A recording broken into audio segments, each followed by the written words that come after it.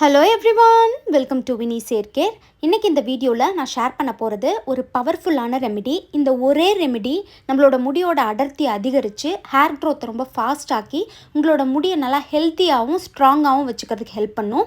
ஒரு சிலருக்கு பார்த்திங்கன்னா ஸ்கேல்ப் ரொம்ப வீக்காக இருக்கும். ஸோ அதனால் ஹேர் ஃபால் அதிகமாக இருக்கிறது, ஹேர் க்ரோத் இல்லாமல் இருக்கிறது, முடியோட அடர்த்தி கம்மியாயிட்டே ரொம்ப தின்னாக இருக்கிறது, இந்த மாதிரி ப்ராப்ளம்லாம் ஃபேஸ் பண்ணிகிட்டு இருப்பாங்க. அந்த மாதிரி இருக்கிறவங்க தொடர்ந்து இந்த ரெமெடி யூஸ் பண்ணிட்டு வரப்போ உங்களோட ஹேர் ரொம்ப ஹெல்த்தியாக க்ரோ ஆகிறது உங்களுக்கு தெரியும். அது மட்டும் இல்லாமல் ஹேர் ஃபால் நல்லா கண்ட்ரோல் ஆகி ஹேர் நல்லா ஸ்ட்ராங்காகவும் ஹெல்த்தியாகவும் இருக்கும். இப்போ இந்த ரெமெடி ப்ரிப்பேர் பண்ணுறதுக்கு தேவையான பொருள் என்னென்ன, அதை எப்படி பண்ணணும் அப்படின்றத நான் உங்களுக்கு சொல்கிறேன். ஃபஸ்ட்டு நமக்கு தேவையான பொருள் வடித்த சாதம் ஒரு 3 ஸ்பூன் அளவுக்கு எடுத்து வச்சுருக்கேன். இந்த வடித்த சாதத்தில் பார்த்திங்கன்னா நம்மளோட முடியோடைய அடர்த்தியை இன்க்ரீஸ் பண்ணுறதுக்கான தன்மை இருக்குது. அது மட்டும் இல்லாமல் நம்மளோட ஹேரை நல்லா ஷைனிங்காகவும் ஸ்ட்ராங்காகவும் ஆக்கிறதுக்கு ஹெல்ப் பண்ணும். ஹேர் ஃபாலிகல்ஸ்க்கு நல்ல சத்து கொடுத்து முடியை நல்லா ஃபாஸ்ட்டாக க்ரோ ஆகிறதுக்கு ரொம்ப யூஸ்ஃபுல்லாக இருக்கும்.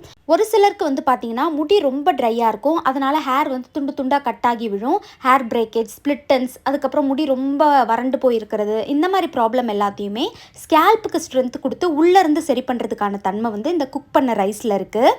அடுத்து நமக்கு தேவையானது ஃப்ளாக்ஸீட். ஃப்ளாக்ஸீட் பார்த்திங்கன்னா நம்மளோட ஸ்கேல்ப்புக்கு நேச்சுரலாக அதிக அளவில் சத்து கொடுத்து ரொம்ப ஹெல்த்தியான ஹேரை மெயின்டைன் பண்ணுறதுக்கு நமக்கு ஹெல்ப் பண்ணும்.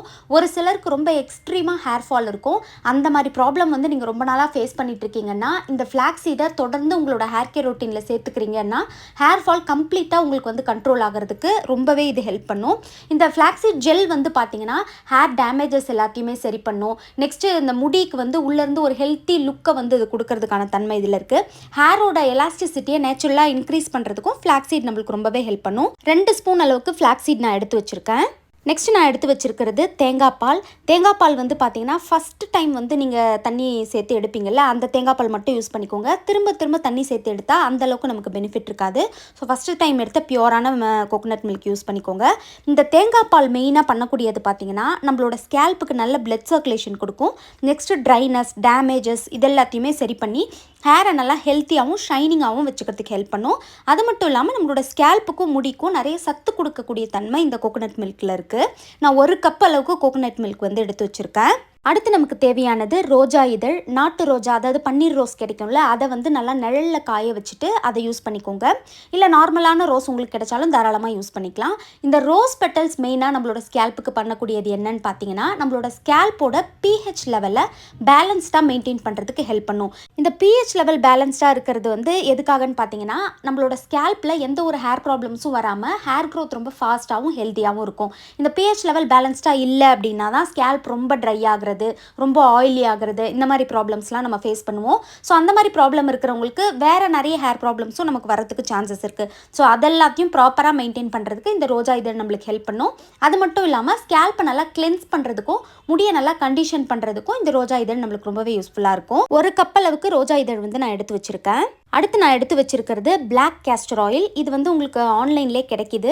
சப்போஸ் கிடைக்கலன்னா நார்மல் கேஸ்டர் ஆயில் நீங்கள் யூஸ் பண்ணிக்கலாம். பட் அது 100% கோல்ட் ப்ரெஸ்ட் கேஸ்டர் ஆயிலாக பார்த்து யூஸ் பண்ணிக்கோங்க, பியூரானதாக. இந்த கேஸ்டர் ஆயில் காலகாலமாக நம்ம முடிக்கு யூஸ் பண்ணுற ஒரு பொருள். இந்த ஆயில் மெயினாக நமக்கு பண்ணக்கூடியது பார்த்திங்கன்னா நம்மளோட ஒரு முடியையும் ரொம்ப ஸ்ட்ராங்காகவும் ஸ்ட்ரென்த்தாகவும் வளர்கிறதுக்கு ஹெல்ப் பண்ணும். ஹேர் க்ரோத் ரொம்ப ஃபாஸ்ட்டாக இருக்கணும், முடி நல்லா அடர்த்தி அதிகரிக்கணும்னு நினைக்கிறவங்க இந்த கேஸ்டர் ஆயில் ரெகுலராக உங்களோட ஹேர் கேர் ரொட்டீனில் நீங்கள் சேர்த்துக்கலாம். இது மட்டும் இல்லாமல் ட்ரைனஸை கண்ட்ரோல் பண்ணுறது, ஹேர் பிரேக்கேஜ், ஸ்ப்ளிட்டன்ஸ், அப்புறம் இந்த ஃப்ரிஸினஸ் இதெல்லாத்தையும் கண்ட்ரோல் பண்ணுறதுக்கும் கேஸ்டர் ஆயில் நம்மளுக்கு ரொம்பவே யூஸ்ஃபுல்லாக இருக்கும். 2 டேபிள் ஸ்பூன் அளவுக்கு கேஸ்டர் ஆயில் நான் எடுத்து வச்சுருக்கேன். இப்போ இதை ப்ரிப்பேர் பண்ணுறதுக்கு அடுப்பில் ஒரு பாத்திரத்தை வச்சுட்டு ஒரு 1/4 லிட்டர் அளவுக்கு தண்ணி நான் சேர்த்துக்கிறேன். தண்ணி சேர்த்ததுக்கப்புறமா ஒரு 1 மினிட் இது ஹீட் ஆகட்டும். 1 மினிட்டுக்கு அப்புறம் ஃபஸ்ட்டு நம்ம ஃப்ளாக்ஸீடை சேர்த்துக்கலாம். ஃப்ளாக்ஸீட் சேர்த்ததுக்கப்புறமா நம்ம எடுத்து வச்சுருக்க ரோஜா இதழை சேர்த்துக்கலாம். சேர்த்துட்டு நல்லா கலந்து விட்டுக்கோங்க. இப்போ இதை எவ்வளோ நேரம் ஹீட் பண்ணணும் அப்படின்னு பார்த்தீங்கன்னா நம்ம சேர்த்துருக்க இந்த ரோஜா இதழோட கலர் கொஞ்சம் மாறி வரணும். அதுக்கப்புறம் மற்ற இன்க்ரீடியன்ஸை நம்ம சேர்த்துக்கலாம். அதுக்கு ஒரு 5 to 10 மினிட்ஸ் ஆகும். லோ ஃப்ளேமில் வச்சே ப்ரிப்பேர் பண்ணுங்கள். ஏன்னா டக்குன்னு அடி பிடிச்சிடும். ஃப்ளாக்ஸீட் ஜெல் பிரிய ஆரம்பிக்கிற நேரத்தில் பார்த்தீங்கன்னா அடியில் பிடிச்சிக்கும். அதுக்காக தான் சொல்கிறேன். கரண்டி வச்சு அடிக்கடி கிளறி விட்டுட்டே இருங்க. இப்போ இது நல்லா கலர் மாறி வந்திருக்கு. இப்போ நம்ம எடுத்து வச்சுருக்க அந்த கோகோனட் மில்கை சேர்த்துக்கலாம். கோகோனட் மில்க் சேர்த்துட்டு திரும்பவும் நல்லாவே கலந்து விட்டுக்கோங்க. இந்த ஜெல் வந்து பார்த்திங்கன்னா இந்த முட்டையோட உள்ளே இருக்க அந்த வெள்ளைக்கரு இருக்குல்ல அந்த கன்சிஸ்டன்சிக்கு வர வரைக்கும் நம்ம இதை வந்து ஹீட் பண்ணணும்.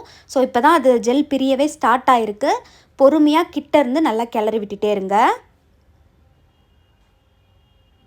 நான் ஃபஸ்ட்டு சொன்ன மாதிரி ரொம்ப ஹெவியான ஹேர் ஃபால் இருக்கிறவங்க இந்த ஃப்ளாக்ஸீடை வெறும் ஃப்ளாக்ஸீட் மட்டும் கூட நீங்கள் ஜெல்லை ப்ரிப்பேர் பண்ணி வாரத்துக்கு ஒரு 2 டைம் வந்து அப்ளை பண்ணிவிட்டு ஹேர் வாஷ் பண்ணிட்டு வரீங்கன்னா அந்த எக்ஸ்ட்ரீமான ஹேர் ஃபால் நல்லா கண்ட்ரோல் ஆகும். இப்போ இந்த ஜெல் வந்து ஓரளவுக்கு பிரிஞ்சு வர ஸ்டார்ட் ஆகிருக்கு. இந்த ஸ்டேஜில் நம்ம எடுத்து வச்சுருக்க அந்த ரைஸை வந்து ஆட் பண்ணிக்கலாம்.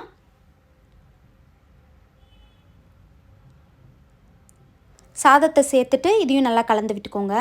இது ஆல்ரெடி வடித்த சாதம் குக் பண்ண ரைஸ் அப்படின்றதால இதை நம்ம போட்டு வேக வைக்கணும்னு அவசியம் இல்லை.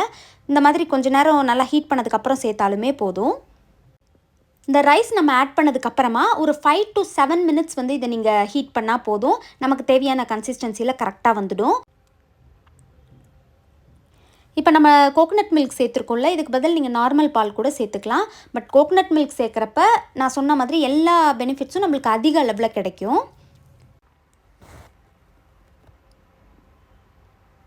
இப்போ இது நமக்கு தேவையான கன்சிஸ்டன்சியில் கரெக்டாக வந்திருக்கு.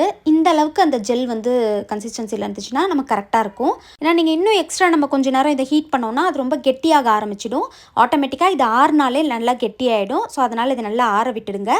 மிக்சியில் போட்டு நம்ம அரைச்சி தான் இதை யூஸ் பண்ண போகிறோம். ஸோ மிக்சியில் வந்து சூடாக போட முடியாது, நல்லா ஆற விட்டுடுங்க. இப்போ இது நல்லா ஆறிடுச்சு. நான் சொன்ன மாதிரி நல்லா கெட்டியாகி வந்திருக்கு பாருங்கள். ஸோ நீங்கள் அடுப்பில் இந்த கன்சிஸ்டன்சி அளவுக்கு நீங்கள் கெட்டியாக விட்டுட்டிங்கன்னா இன்னும் ரொம்ப ஹார்டாகிடும். அதனால் அந்த கரெக்டான கன்சிஸ்டன்சி மட்டும் பார்த்து நம்ம ஆஃப் பண்ணிக்கிட்டா போதும். இப்போ நம்ம ஆற வச்சதை ஒரு மிக்ஸி ஜாரில் சேர்த்துக்கலாம்.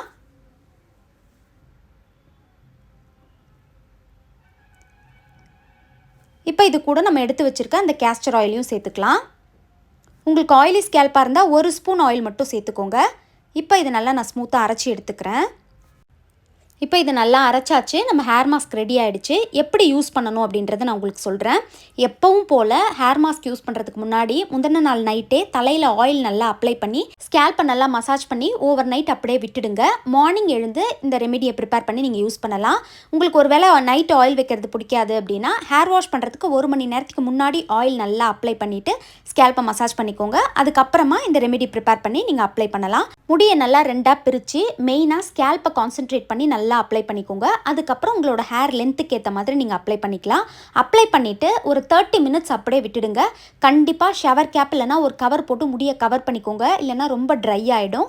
30 மினிட்ஸ்க்கு அப்புறமா பிளெயின் வாட்டரில் நல்லா வாஷ் பண்ணி எடுத்துட்டு அதுக்கப்புறம் ஷாம்பு அண்ட் கண்டிஷனர் யூஸ் பண்ணி நீங்கள் ஹேர் வாஷ் பண்ணலாம். இது வந்து நம்மளோட ஸ்கேல்பில் வந்து நம்ம அப்ளை பண்ணியிருக்க விஷயங்கள்லாம் தங்காமல் இருக்கும். அப்படி லேயர் மாதிரி படிய ஆரம்பிச்சிச்சுன்னா டேண்ட்ரஃப் ப்ராப்ளம்லாம் வரும். ஸோ அதை அவாய்ட் பண்ணுறதுக்காக தான் பிளெயின் வாட்டரில் வாஷ் பண்ணிவிட்டு ஷாம்பு போட சொல்கிறேன். இதை வாரத்துக்கு 2 நாள் நீங்கள் தாராளமாக யூஸ் பண்ணலாம். தொடர்ந்து யூஸ் பண்ணிட்டு வரப்போ உங்களோட ஹேர் க்ரோத் ரொம்ப ஃபாஸ்ட்டாகவும் ஹெல்த்தியாகவும் இருக்கும். கண்டிப்பாக ட்ரை பண்ணி பாருங்கள். ட்ரை பண்ணி பார்த்துட்டு உங்கள் ரிசல்ட்ஸை மறக்காமல் கமெண்ட்ஸில் என் கூட ஷேர் பண்ணிக்கோங்க. Thanks for watching my video.